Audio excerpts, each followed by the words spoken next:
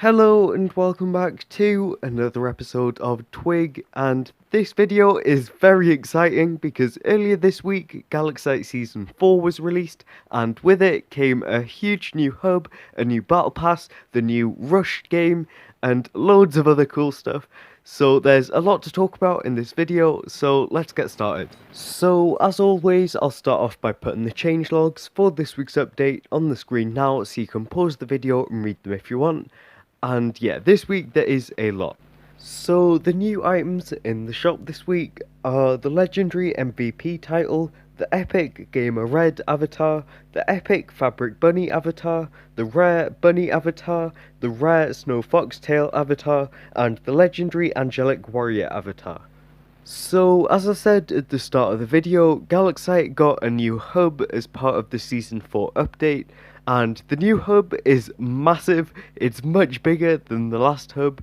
The new hub is based around a tropical island, and yeah, there's loads of stuff to explore. There's loads of little Easter eggs, little things hidden around.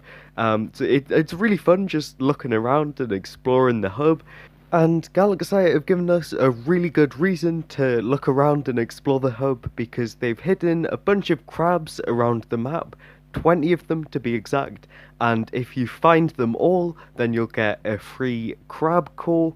So yeah, it's a good reason to just look around the hub. It's quite fun to look for them all, although 20 crabs hidden around that entire hub. The hub is very big, so it does take quite a long time to find all the crabs.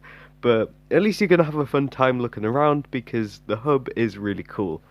Also, in the new hub, there are new parkours to complete. So if you go to Commander Ripples, who's at the back of the hub, you'll see that there are 3 new parkours to complete. So the first one is Orby's Cave Raid, and for completing it, you get the Cave Dweller title. Then there's Blockbeard's Yacht Heist, and for completing it, you get the Yacht Club title. And then finally, there's Gregory's Totem Hunt, and for completing it, you get the Hop to the Top title. So every season, Galaxite has a new battle pass where you can get loads of new items by earning XP from playing games and leveling up, and Season 4 is no different. So as always, the Season 4 battle pass has 60 levels and is split up into the free pass and the premium pass. So you can buy the premium pass for 1,690 mine coins, and if you buy it, then that means you'll be able to get all the different items from the battle pass by leveling up.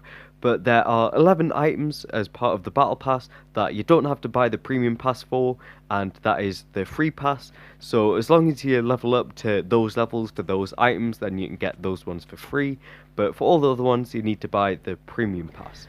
So on the screen right now, you'll see me just scrolling through all the different items in the battle pass, because it would just take way too long for me to go through all of them individually, because there are a lot of items in the battle pass. There's 60 different levels, and I'm pretty sure for some levels there's multiple items for that one level. So there is a lot of items, so I can't go through them all individually. But I have picked a few items from the battle pass that I do think are noteworthy enough to mention in this video. So first of all, each season always has its own little colour theme, and there's always a name colour and particles that are in the colour of that theme in the battle pass. So for example, in Season 1 it was purple, in Season 2 it was blue, in Season 3 it was yellow, and in Season 4 it's the same colour that is in the little logo thing for Season 4, it's lime green. So at level 7 you can get the lime green name colour, and at level 8 you can get the lime green particles, and they are in the premium battle pass. And then also the last item that I want to mention from the battle pass is the level 60 item, which is the monkey avatar. Everyone's sort of aiming for that level 60, that last one, and that is the monkey avatar. So with the Season 4 update, there was also a new game that was released called Rush. And I would say the simplest way of describing Rush is that it's a bit like a mix of Skywars and Chronos. So yeah, it's a bit like Skywars games that you might find on other servers, because basically you're starting on your own island, you have to loot up, get loot to fight other people, and the map is made up of different islands, and if you bridge further into the middle and at the middle island, then you can get better stuff. and if you get killed, then you're eliminated, and whoever's the last person standing wins. So yeah, that's a bit like Sky Wars, but then also there's a lot of things that are similar with Chronos, with the different tiers of items, the different tiers of shulkers that you loot, and also you can upgrade items like in Chronos. So yeah, there is a lot of similarities with both Sky Wars and Chronos, but yeah, also it's a bit different from Sky Wars because instead of a void, you fall down into the corruption, which is a bit like in Chronos. So yeah, you take damage in the corruption at the bottom of the map, but you can use jump pads to get back out. So I would say that the best way to win more games of Rush, like the best strategy, is literally just to rush the middle as fast as you can. Like there's a reason that Galaxite named the game Rush, because yeah, you do need to be going to the middle as fast as you can, because the way you're going to be making sure you have as good a chance as you can at beating everyone else in the game is yeah, you need to have better stuff than them, and the way you're going to do that is by opening the better shulkers that are in the middle that give better loot. Because if someone else just stays in their own on their own island in their own base and just opens the tier 1 chests, then they're not going to really have much good stuff. But if you go to the middle, to the tier 3 chests, and even the mythic chests that spawn in the middle, then yeah, you're going to have much better stuff than them. And also in the middle, there's one of each type of upgrade station, and using the upgrade stations is really important. Because yeah, with the tier 3 chests, you might just be getting like up to tier 3 armor, but if you get a lot of it, and then you can just upgrade it with the upgrade stations in the middle, and then you might be able to get up to tier 4 or tier 5 armor, and that'll really give you an advantage over everyone else. So yeah, it's really important to be going in the middle as fast as you can. And also, once you've got all the loot that you need, once you're happy with the loot that you've got, then you can use the launch pad that's in the middle to go and find other people. And also, you can get compasses from the chests in the middle. So yeah, if you use those tracking compasses to find the nearest person, then launch pad over to them, then yeah, I would say that's the best way to play the game. So I've gone through what I would say are the bigger changes of Season 4. So that is the new hub, the new battle pass, and the new game. So now I'm going to go through some of the smaller changes from this update. So yeah, there are some smaller changes that are just sort of general Galaxite changes, and there's also some small changes that are specific to different games. So yeah, I'm just going to start with the general Galaxite changes that are sort of smaller. So yeah, first of all, private games are now available for Ultra members. Yeah, I've had access to private games for a while now because I've got influencer rank, but yeah, I absolutely love private games, so it's really exciting that everyone who's got Ultra can now use private games as well. So if you want to make a private game, just go to the extra things menu and then it's right there. Next, XP in all games is now much more balanced. Base XP given is now based on the amount of time the game takes. So yeah, I think that's a really good change. Before there was different games weren't as good as other games as for getting XP. So yeah, the Prop Hunt was very good for XP, and then if you played a game like Hyper Races or Chronos, then it wasn't as good. But now it should all be more equal. Gravestones can now be removed by punching them. A slash new game command has been added so you can join a new game without having to use the extra things menu. A bunch of new UI elements have been added to different places. Toggles have been added in the extra things menu so you can toggle which notifications and settings you want. New descriptions have been added for each of the different games, and icons have been added for people not using an avatar. So this month's new Ultra items also came out earlier this week. So they are the Ultra Neon Hair female avatar and Ultra Neon Hair male avatars. So if you've got the Ultra membership, you can pick one of those two items to get. So in Chronos, there are 5 new perks that have been added to the game, one in each different perk category. So in the offense perks, there is Revenger, which gives you 20 seconds of revenge mode when you respawn, which basically just means you're stronger in fights when you've just respawned.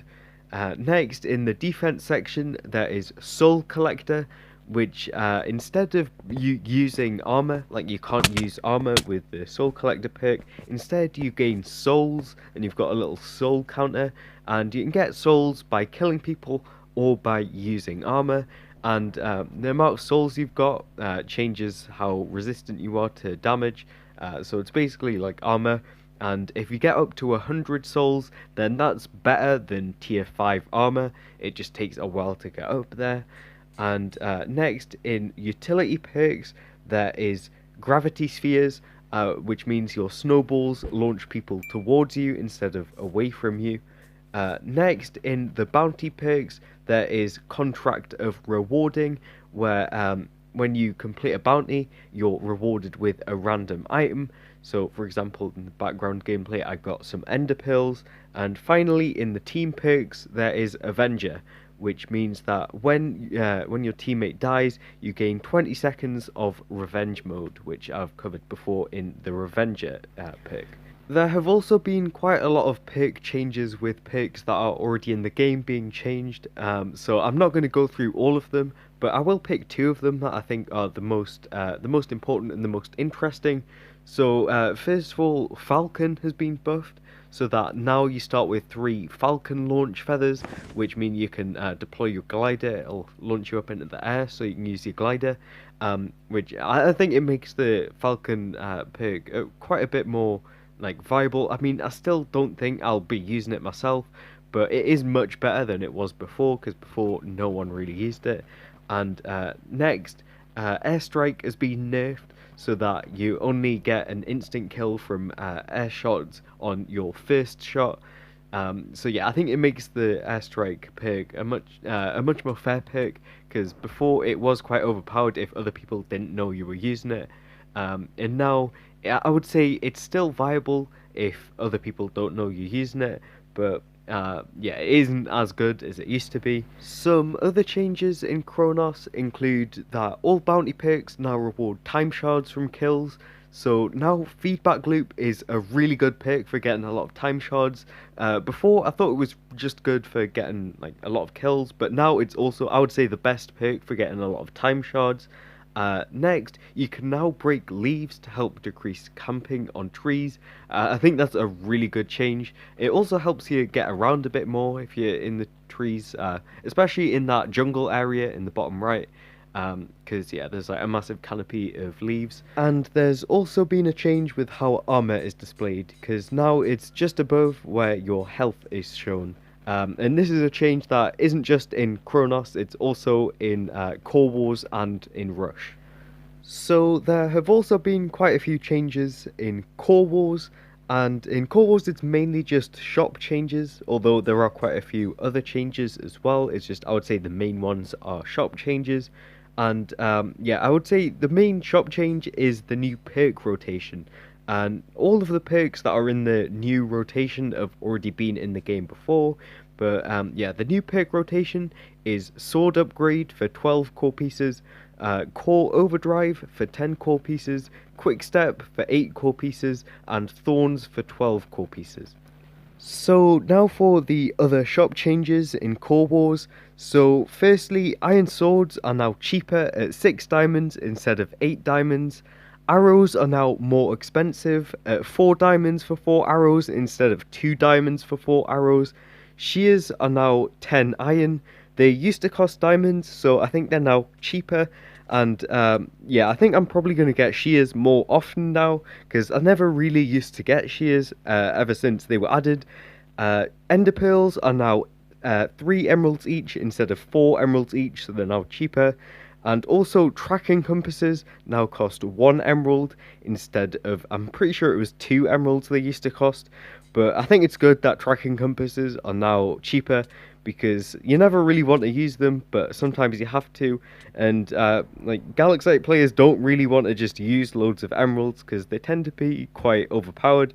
So yeah, tracking compasses, they're now 1 emerald. Some of the other changes in Core Wars include that diamond drills now have a cap of 16 diamonds, and the cap of emerald drills is now 3 emeralds in solos and duos, and 5 emeralds for quads.